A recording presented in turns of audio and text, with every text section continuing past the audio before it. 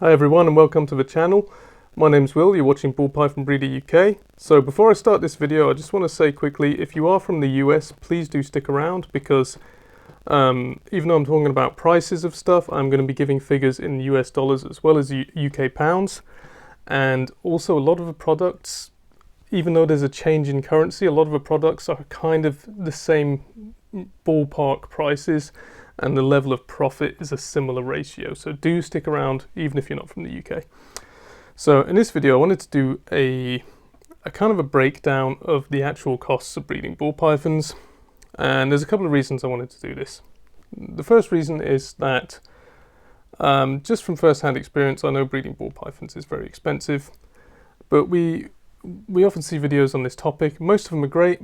Sometimes I do see people kind of leaning one way or the other, and I don't know. I see people who say that you can make a lot of profit easily. That doesn't really stack up for me. And I also see people saying that it's a dead hobby and you can't make any profit, and that doesn't really stack up for me either. My bias, my own point of view on the whole subject of breeding is I'm not a big breeder, and I do want to encourage everyone to believe that this is a fun hobby that can be done in a moral and sustainable way, and that's why I only do a handful of clutches every year. I think last year I did 4 clutches and that was it. So I'm not a big breeder by any stretch of the imagination, but with 30 odd animals, I guess maybe 35 at the moment, I do have, some ideas and some experience about the costs involved, and I've spoken to people with larger operations. So I've got a kind of a good idea of what it's really going to cost you, and what we're really going to notice from this video is that the profit does scale with the size and the longevity of the project. So small breeders, in your first year or two, you're going to feel like you get hit hard. If you become successful later on, you will make much more profit, but there's a few variables and a few unknowns. I keep accidentally knocking this poor bongo pastel who's going to get upset soon. But another reason I wanted to do this video was because at the time of making this video, there is what we call a cost of living crisis here in the UK. I don't know how you're talking about it in the US, maybe calling it an inflation crisis. Inflation has been stubbornly high for a couple of years. It's changing the market, it's changing the hobby. People have less money to spend, and people are paying less for snakes. But also there's more people going bust, there's more people quitting the hobby, there's more second-hand racks available, there's more second-hand snakes isn't a thing, but there's more snakes being sold at very low prices, there's more deals to be done. And this kind of changes the face of the hobby, it changes the scene, particularly when it comes to what profit is to be made. It will be harder to sell your snakes, but there's bargains to be had as well. So what I kind of want to do with this video is give you an example of the best case scenario if you breed as a first-time breeder with just one pair, a serious hobby breeder with I think maybe 10 odd pairs. I'll have a look in a moment what I've written down, or as a starter business breeder, and just see how much profit you could make if you were, well, more business savvy than me for starters. That would be a really good start for you because I'm a science guy, I'm not a business guy. So I'm better at losing money, but I know plenty of people that do make money with it. So with this new kind of, inflation, weird hobby where bargains are going left, right and centre, I'm doing these scenarios on the basis of you buying your snakes for $200 or £200 each. I guess £200. Not quite sure what that is in dollars, but I'll give the numbers later on. And I'm assuming a few things that we're going to look at.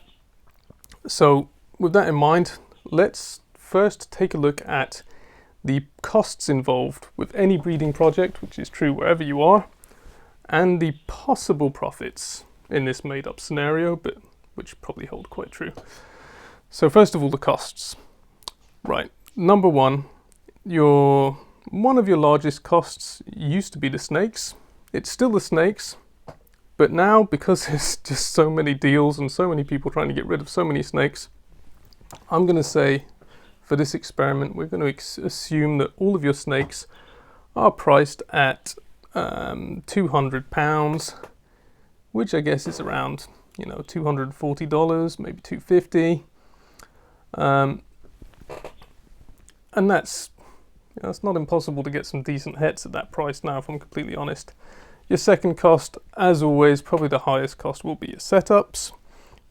Again, there's bargains going on these, but setups are always expensive. That is probably always your main expense. Your second expense, maybe neck and neck even with the snakes at times, is food, including 6 months prior, because we're looking at, kind of an 18-month kind of hobby here, experiment, because, you've got to breed them, you've got to go through the full breeding cycle. And you've also got to take into account the time it takes to sell the babies, which is kind of a variable, but we'll see. Another cost is substrate. Substrate you're going to change regularly, particularly if they're breeding, because they will mess the place up when they're locking. That's just what they do. Another cost is water bowls. Number 6 is veterinary disinfectant. Hygiene is extremely important. You don't want to get a reputation for selling sick animals, because if you do, you're done. Number 7 is an incubator, which is going to cost you whether you make it yourself or if you buy it. Number 8 is energy. Everyone will have noticed that's gone up a lot over the last couple of years. And number 9 is a light tent or a ring light or some kind of photography equipment. This is very important for marketing your animals. Number 10, I'm not actually going to include it. Sorry, the chair is squeaking as it always does. But just something to think about is an emergency fund. Keeping some money for one side. I can't give you a number for this. This is down to your personal preference. And that's the costs, like a basic breakdown. There's always going to be things that crop up, like different hides, whether you want a snake hook, whether you want feeding tongs. I'm assuming you're going to get all of these at garage sales and Facebook Marketplace and get some really good deals and, get them for next to nothing. I'm hoping in the current climate anyway. And then for this, imaginary scenario, we're going to now look at the possible profits. So here we're going to assume that all clutches have 7 eggs. Most people think 6 is the average, but a lot of breeders tell me they actually get 7 on average, so that's just what I'm going to go with, what bigger breeders than me are telling me, because that's just the best information I can get you. And the average price of the babies, we're just going to say it's the same as the adults at 200, that kind of set rate we've decided on, and so profit could be 1,400 per clutch. And we'll assume that they all sell. We'll assume that you're a bit smarter than me and managed to get some hardware second hand. I already mentioned that. I don't know why I've written it in there. Anyway, so now we've got a fairly good idea of most of the costs. Remember, I'm being generous in this scenario. I'm trying not to make it, a downer of a video. But now we've got an idea of a breakdown, what the biggest costs will be. Again, I'm going to strongly encourage you to be to be careful, to shop around when you buy stuff and get things at a good price, not just the normal price. Considering the economic climate, you can get things cheaper than before. And now we know what the profits are going to be in this imaginary best case scenario. So now we've gone through that, let's look at how the costs would work out for a first-time breeder who has no equipment at all. He's got 2 snakes. And in this great scenario, the female goes and they have 1 clutch of 7 eggs. So let's take a look. Some of these figures might not always be correct. Exchange rates change, prices change, etc. What we're really looking for is the broad kind of ballpark figure. So take these figures and give them, plus or minus 10%. And what's really going to interest you if you are investing is the kind of ratio, of profitability. So with that said, let's take a look at the small hobby breeder costs first. We're saying breeding 1 pair, 18 months from start to finish. And by start to finish, I mean getting them up to condition, choosing your snakes, getting up to condition, and then having the babies and selling all the babies, right? So as we said before, 200 each for the snakes. We're going to say 400 for the snakes, 250 for the setups for the adults. I'm just putting that out there as, maybe you've got a couple of tub setups. Remember, we're doing things as cheap as we can, but I'm also assuming that you have no equipment whatsoever. You are completely starting from scratch as a new keeper. And then another 200 for, I'd make room for up to 10 hatchlings. You can build your own hatchling rack is probably a good idea if you don't want things to cost too much. I had a hatchling rack that someone sold me, a second-hand one. I got it for I think it was like £200, which is $250.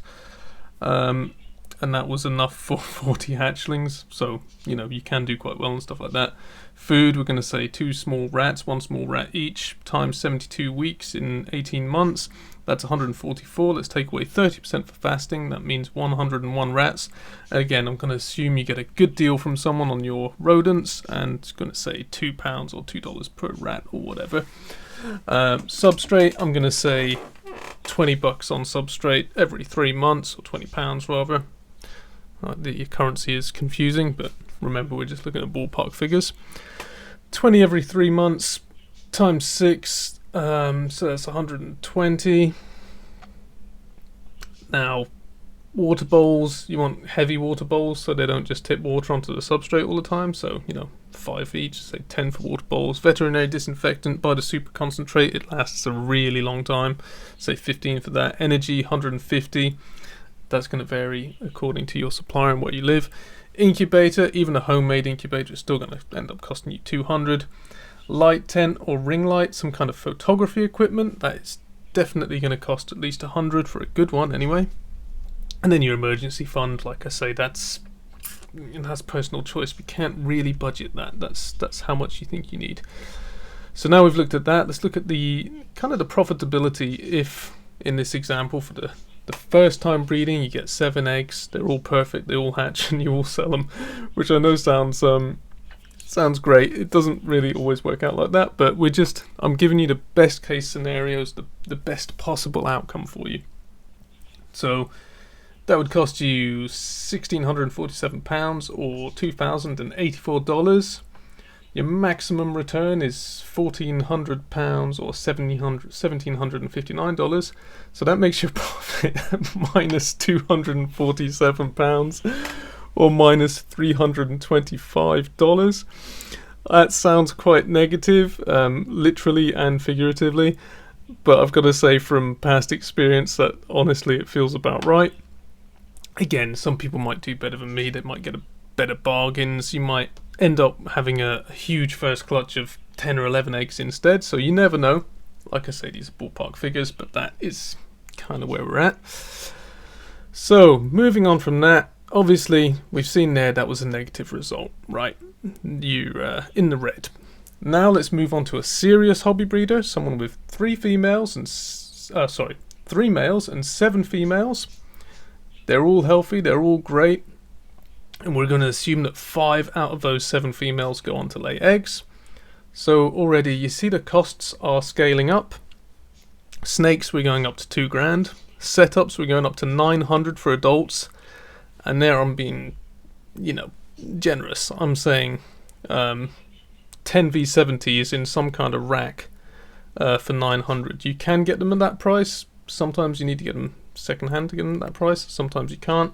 Again, we're looking at best case scenario. Then I'm saying $400 for hatchlings, even if you use a homemade option, because 5 clutches, that could be a lot. That's a lot of hatchlings, really. Even if it is only 7 per clutch, that's a lot, in my opinion. So total, we're going to say $1,200 for setups there. You can see how the costs are racking up. 10 small rats a week times 72, 720 minus 30% for fasting. 504 rats, we're already up to 1,008 for food. Substrate, we just multiply, not massively, but we multiply quite a bit. The thing with substrate is when you buy in bulk, just like with the rats, when you buy in bulk, often you can get better deals. So that's why I'm not multiplying the substrate too much. Water bowls, you need heavy water bowls, so that cost is going to scale. Veterinary disinfectant, I haven't even scaled that up because, like I say, super concentrate, like the F10 that we get here in the UK, you might be able to get that in the US now, but if not, you can get some kind of super concentrate. That lasts an extremely long time. Energy, 175. I haven't really scaled that up much because it's not... 10 snakes still isn't a huge collection. If you're running on heat mats, that's not a massive increase in energy. Incubator, again, you're going to need some kind of incubator, and even homemade is going to be 200, and photography equipment. So what kind of costs and profit does that bring us? That brings us a total cost of £4,988 or $6,313. And the possible return is £7,000 or $8,860. So when we subtract these, we get the possible profit if the 5 females, 5 out of 7 go, would be £2,012 or $2,547. And again, you know, that's not a lot of money. That's really not a lot of profit for the effort. And this is just an okay scenario. But that's a heck of a lot better than the previous scenario where we see a negative, you know, ending in the red. That is already going into profit. And I'm trying to keep this kind of realistic all the same. I'm hoping that a lot of people would say this is kind of realistically how it would turn out. Some people with that many clutches might get a lot more profit. Me, I'd find it quite hard. Anyway, moving on to number 3, the starter business breeder. Now we're doing a big jump up here. We're talking about someone who wants to make this into a business. They've got 50 animals in total, 40 females. You know, that ratio, some people might want to tweak that a bit. I mean, 10 males to 40 females, those males might struggle unless you have an ultrasound machine and you really time things well. So we're going to assume anyway that 35 out of the 40 females lay eggs. We're going to scale up the costs for everything: setups, snakes, food, substrate and energy. We're not going to scale them up massively. Well, energy I have quadrupled it, but substrate I have only doubled it because, again, you should be getting bulk deals on substrate. Water bowls, you know, you don't often get bulk deals on them. Maybe you can.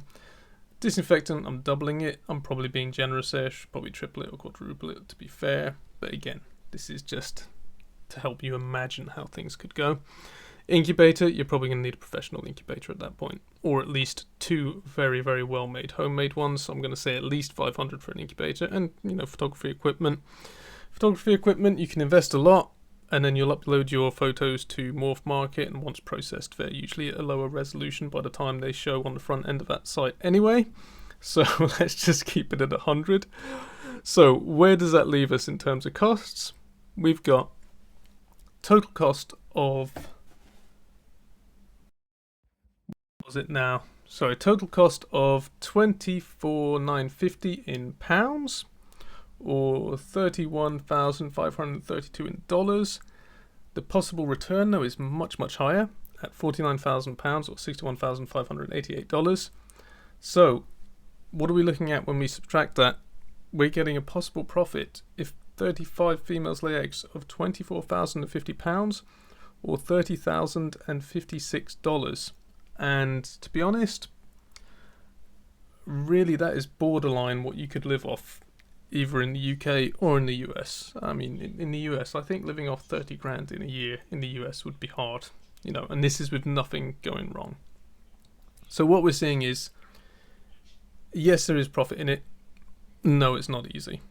And that profit scales. So now we understand why, you know, people saying 100 clutches in a year is better than 40 or 50. Like many businesses, the profitability scales with the size of the project. So, as we've just seen, you know, it's a ridiculously expensive hobby, and it's a ridiculously expensive business to get into too, but the profits do scale up with the size of your project. So, is it doable? I mean, in theory, yes, it is doable. I think anyone who does it just has to be realistic about it and how it is, how prices are. There are bargains going, but even with the bargains going at the moment with the economic climate, it is still very, very expensive. And this is before I get to the topic of the unknowns. And this is the stuff that, you know, might not happen in your first year, but it will happen eventually. So let's take a quick look at the unknowns. So first of all, the first big unknown is hatchling food. If you are lucky enough to produce your first clutch, or if you're lucky enough to produce your first 5 clutches, you have no idea how much they're going to eat before you actually sell them. Obviously you want to have at least, you know, 5, 6, 7 meals in them before they do leave, but you don't know how long it will take to sell them. You might face difficult times, you might face a lot of competition, you might face unfair competition. You might find that the breeders in your county are all in a kind of a clique and you're not in it. You know, this is the stuff that happens. I'm not saying that I experienced that myself, but this is the kind of stuff that happens in real life. That's how it is. There's also the Morph Market subscription. That is going to cost you a set rate. You either pay it monthly or yearly. That's really up to you. Slugs is another one. Infertile eggs. You think you've got a nice clutch on the way and half of them are slugs, or sometimes all of them are slugs. So out of those, 5 clutches in one scenario, there could be 4 good clutches, and that does happen fairly regularly to people.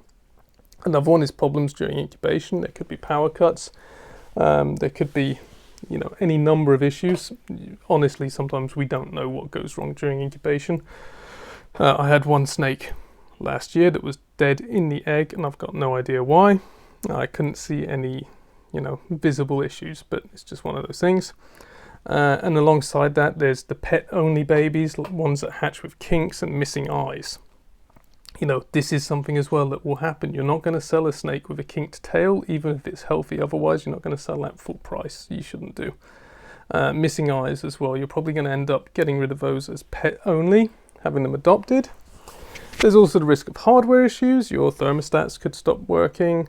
Thermostats are actually included in the price of setups, as you can get second-hand ones cheap now, but even so, you might need a new one. You might not be able to find a deal, and you might need a new one, within the next couple of days.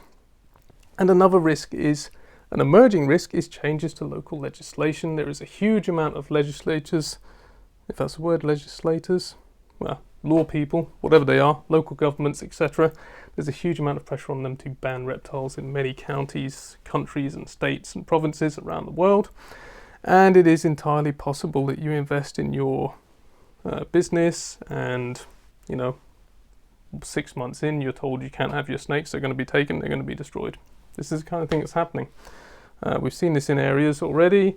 It's already completely illegal in some places like Spain to breed any animals. So it's not likely, but it is possible. So it's something to think about. Whenever you invest, your investment is at risk. So now we've had a look at, all the potential costs, the potential pitfalls, the potential profit, how things go. I want to bring you back to a reminder that some breeders are extremely successful. If you look at Justin Kabilka, for example, I often use his morphs that he created as examples of morphs, and his extremely successful business. You can tell that you can make a lot of money breeding reptiles, but the truth of the matter is it comes down to the initial investment. A lot of times, Justin has been very upfront with people. He's been very honest about the fact that he first invested $75,000. Okay, so that's a good investment, and that's just how life works. That's the truth of it. The more money you have to invest, the more likely it is you'll succeed. In the meanwhile, for people like me, it's a fun hobby. So that's how things stand right now. Anyway, as always, I hope you found this video interesting, useful. I might not be spot on with all the figures, but the ratio of profits and the overall broad figures are going to be pretty close to what you'll encounter. So please do like and subscribe. Please do get in touch in the comments and let me know what you think. If there's anything I've left out or anything else that would be helpful for people to know, please do share it, because I don't know everything. But some of you do know things that could be useful to other keepers and other new keepers. Thank you very much.